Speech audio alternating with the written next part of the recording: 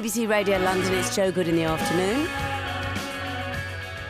You're going to love my very first guest. Once a winner of Sweden's Next Top Model and cousin of a Victoria's Secret supermodel, Alice Herbst turned her back on the industry to pursue her dream of being an artist. Her work has mainly been exhibited in Sweden and described as depicting beautiful women within a vintage environment.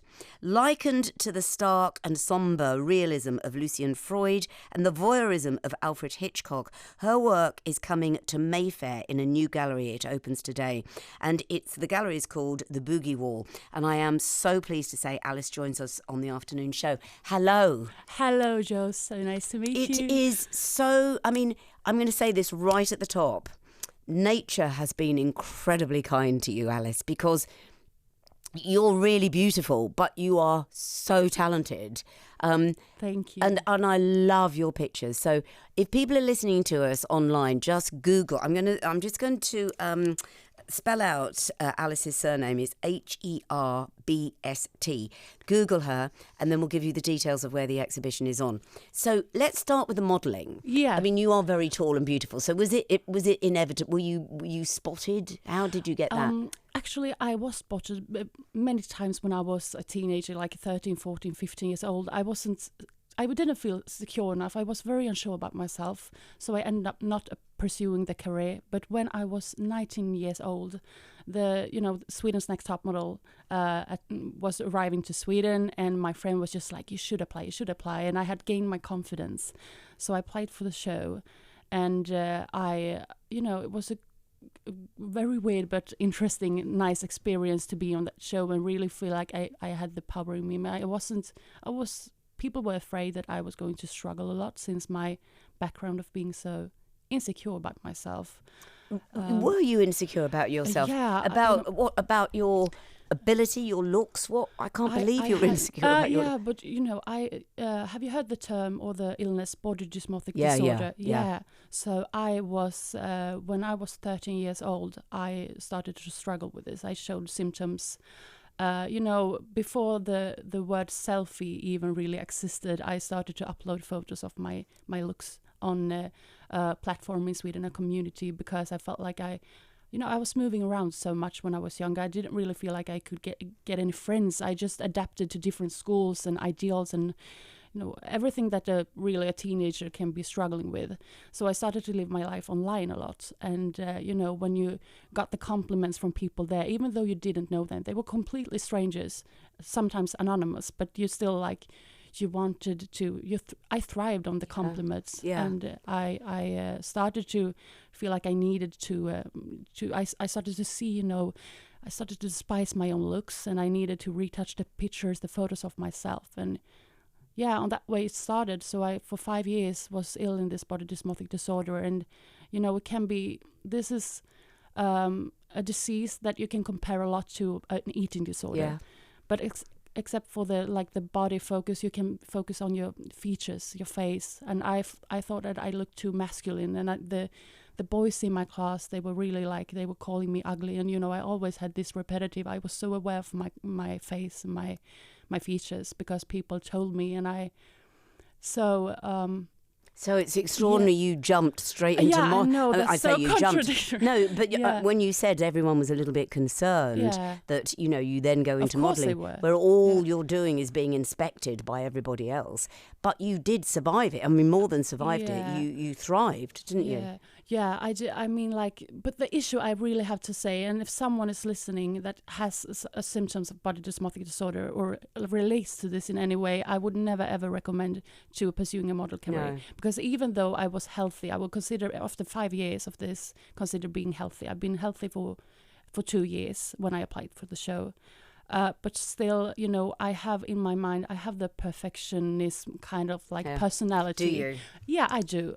And I had to admit that to myself. So therefore, being a model, and I managed to be in the show when everything was working. It was a fantastic experience. But then winning the show meant to get a contract in an agency in Los Angeles.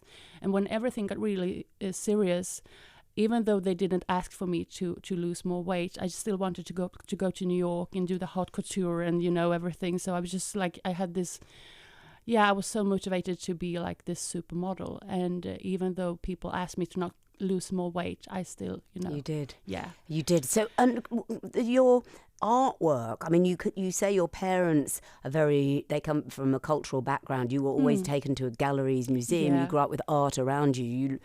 You appreciated art from a young age. Were you drawing throughout your modelling days? I started to when I was actually planning to quit modeling. So I did that in a therapeutic way to heal, I would definitely say, because of the also the ideal. I was living in a modular apartment, and everybody was just like so careful to not eat this and that. And if I started to grab a piece of like a crisp bag, they were just like, "Are you going to eat that really? Like you have a job tomorrow, like a bikini." Like, my God. So even though I tried, Yes. there was always someone else that triggered you. Yes. So I can't. But the thing, I read this statistic though, and I know life isn't all about money, but it certainly helps. And I read that modelling is about the only industry where the women always earn more than the men. Yeah, but that's true. So you would have been earning good money because you were doing good jobs. Yeah, and the plan was for me to go to New York and sign with IMG, which is the biggest agency, and that's what I always wanted. So when they approached me and said like they really wanted to sign me, that was actually when I said like I don't want this, because even though that was my dream back then, I felt like if I do this, if I pursue this dream, I will be caught in this this world. You wouldn't be sitting here healthily in front of me like you are now. So you said no, which must have, I mean, it's what, most models aspire to, and you just said no to the big contract. And did your parents accept that? Did everyone who loved you thought, right, fine? Yeah, because, when I went home from Los Angeles, I was there for 3 months straight, just very intense work. And I was just planning to go home to Sweden for just a couple of days and then go to Australia to make my portfolio even bigger. But I just said like, I can't even look at my, when my mom put on the breakfast plate for me, like with the butter, the sandwich, the cheese, I just saw the calories counting like in front of my eyes, and I started to cry. And I just told her the truth, because I've been lying for these whole 3 months. When they saw me on Skype and we talked, they were like, "Oh, you're getting so skinny. Are you sure you're okay?" "No, I'm just working out. I'm fine." But when I arrived home and I saw all this, I just had to be very, very honest. I so admire honesty. I really do. Thank you. I mean, we'll get onto your painting. You were having counselling, or had you worked all this out in your own head?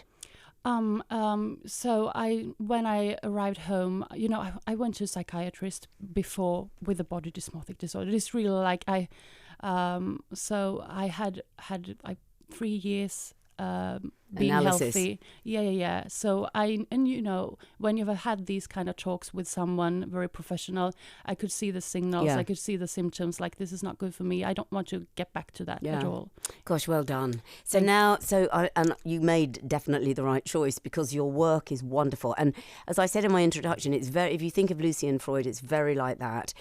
It's oils, in oils, but you draw a lot, don't you? Oh, not at the moment actually, but I think you've seen my drawings. I made a lot of them 1.5 years ago, but then I switched to oil paint, and you know what? I felt like I couldn't really manage the oil paint before. I was more struggling with it. I felt more stressful. But now when I feel like I can work with the oil paint without feeling limited, I do believe that this is my medium of choice at the moment, but I still want to go back to the drawings You draw women in all shapes and forms, but I read that you said, I don't draw women in the way models are meant to represent. No. So we're all meant to go, oh God, I wish I was that thin or something. You draw women so that we can take an interest in their bodies, not say, oh, I want to be like that. Am I putting that right? Yeah, it's completely right there, Joe, because this was exactly what I wanted to do. I wanted to do everything that the photographers didn't ask for me. So, I started to do yoga, just also to be like in more control, to relax. And I just saw myself in front of the mirror like, oh, this is a very weird pose. Like, you're just bending your body in like a pretzel kind of shape. And it's just so interesting. And no photographer did never like, can you do this with your body? So I just saw all these different shapes. And I wanted to make something that, like I said before, which I think that you read that article, I don't want these female bodies to please the viewer. That's exactly it. Yeah, you don't want them to please. Exactly. So how do you measure your success? You are successful, but when did you know? I never know that.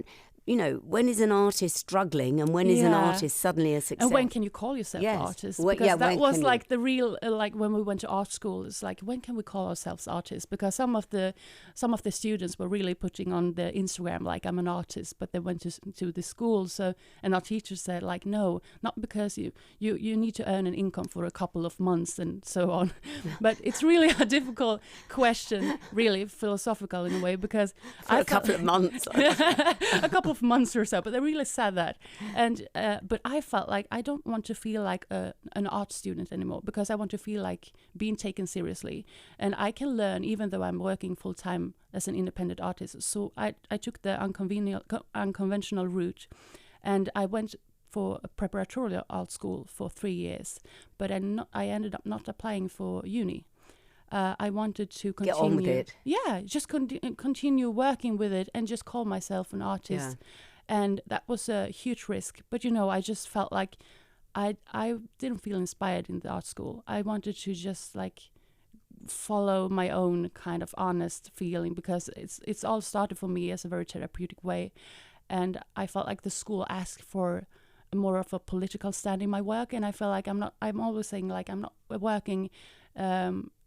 working obviously political, but I feel like what I do can open up for political discussions. Yes, definitely. I'm trying to think, as I'm listening to you, if people go to your Instagram, just tell everyone your Instagram handle. That's my name, Alice Herbst. So and it's Herbst. You've put a painting up there. Was it this morning you put a painting up? And I've lost the Instagram. I should look at it. But anyway, I can't. It'll give you a sense of Alice's work, or you can go to the exhibition. We're running out of time. This gallery. Is it a female gallery? It's an all-female gallery. So I've never heard of it before.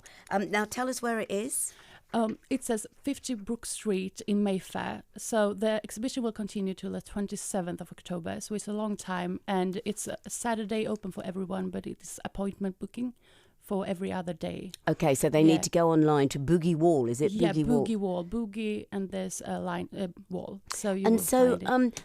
It's female run. Do they only exhibit female artists? Yeah. How wonderful. I mean, this is like, this is a first, isn't it? And is that why you said yes, that you thought this suits? You're so in control. It's extraordinary. I mean, like when I talked to the founder, Josefina Capello, she told me about the theme of the show. This is going to be an all-female exhibition. It's just like people say that, aren't we done with all the female, like female only this and that? But it's only been like for 5 years or so we've been like really have the platform to talk, and there's a need for this kind of exhibition and gallery. Yes. And I feel like they open up for so much honesty in our work, and we can experience things together. And we had this really nice art talk yesterday, and I felt just like they really opened up for discussions which I couldn't have at the galleries before, And so were you doing a Q&A there? Yeah, we did.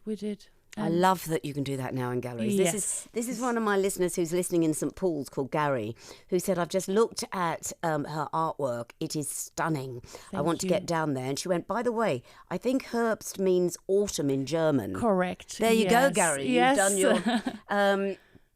This is from an artist who says, my wife is an artist, and I would say that she is an artist because she knows she's an artist. Well, there you go. Yeah. You are an artist. Because I absolutely love your work. I'm going to get down there. I love it. Who do you sell all over the world? Yeah, I pretty much like Hong Kong, New York, and Australia. And do you know where your pieces end up? Do you ever follow them? Mostly, but there's always like some people I do meet, some collectors I do meet, and some we only speak over phone or email, and some wants to be very anonymous. So it's really like, I know kind of, because I do ship the paintings myself most of the time, so I do write the address and etc. But yeah, it's really cool, and it's so... To live today, I always say like social media have really been the best tool in my studio. Can I also say that I was so chuffed because when Alice came in, she said, before I knew you worked on the BBC, I'd been following you on your YouTube channel. That means so much to me, Alice. Thank you. Because you are so young and cool. I think, oh my God. Social media, we have a lot to be grateful for. So is your studio in Sweden, or do you... Yeah, I actually have my studio. I wanted to have it so close to me, so it's actually my own home. I've been, instead of having the living room, I have made everything into a studio because I want to be able to go up from sleeping, just like have a look at the canvas. So yeah, I do work and live and sleep and eat everything. How many paintings are exhibited here in Mayfair? It's 8 of my painting, and I also have to say Delphine Diallo and Namsa Luba is also, it's a group exhibition with 2 other fantastic creative photographers, and my own work. I have 8 paintings, and 3 of them are exclusively made for the exhibition. Oh, wow. Yes.